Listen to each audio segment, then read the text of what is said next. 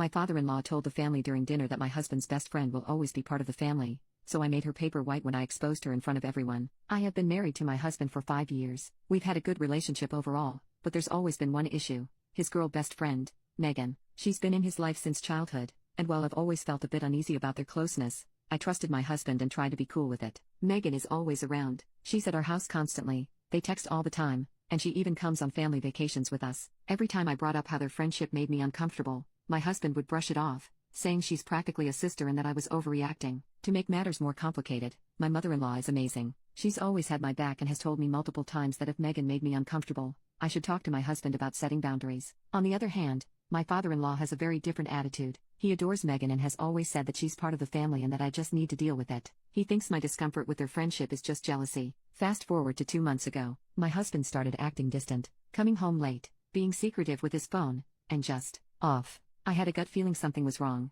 so one night, I went through his phone while he was in the shower. That's when I found out he and Megan had been having an affair for months. I was absolutely crushed. I confronted him, and he admitted everything. He swore it was a mistake, said he loved me, and begged me not to leave him. I didn't know what to do, so I stayed quiet for a bit, trying to process everything. A couple of weeks later, my in-laws hosted a big family barbecue. I was still reeling from the affair, but my husband convinced me to come, saying we needed to keep up appearances while we worked things out. I went, but I was a wreck inside, especially knowing Megan would be there. Sure enough, Megan showed up like nothing had happened, acting all friendly with everyone, including me. I was boiling inside, but I kept it together. Then, during dinner, my father-in-law made some offhand comments about how Megan would always be part of the family and that I needed to get over my insecurities. He said this in front of everyone. That was my breaking point. I stood up, looked straight at him, and said, "You know what? I would get over it if she wasn't sleeping with my husband." The entire table went silent. Megan's face turned white, and my husband tried to calm me down, but I wasn't having it. I told everyone exactly what had been going on,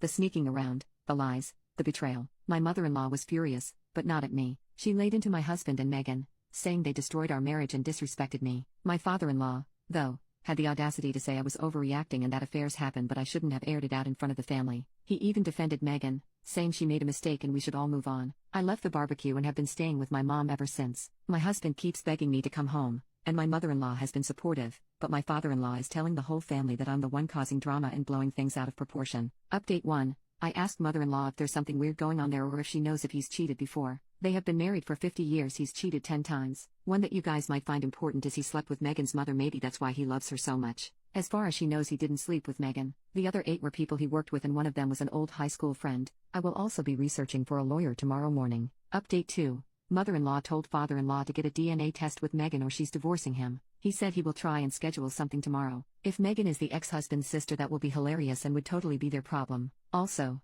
mother-in-law is getting a divorce no matter what, but he doesn't know that yet. She just decided an hour ago. Yes, I will be helping her with a place to stay and she wants to get into real estate with me, so I'll be trying to pull some strings and help her out in every way I possibly can. It's an unfortunate situation for both of us, but I'm glad we are going through this together so we can have each other's support. When the DNA test results come back, if it for sure happens, she will be cutting off my ex-husband and father-in-law. I also wanted to say that father-in-law was sleeping with Megan's mother for maybe a month or 2. That's why mother-in-law thinks the timelines add up. And yes, father-in-law knew about the affair. That really boils my blood. He isn't even a decent enough human to tell me about it. If it was me or mother-in-law cheating, both father-in-law and ex-husband would be pissed.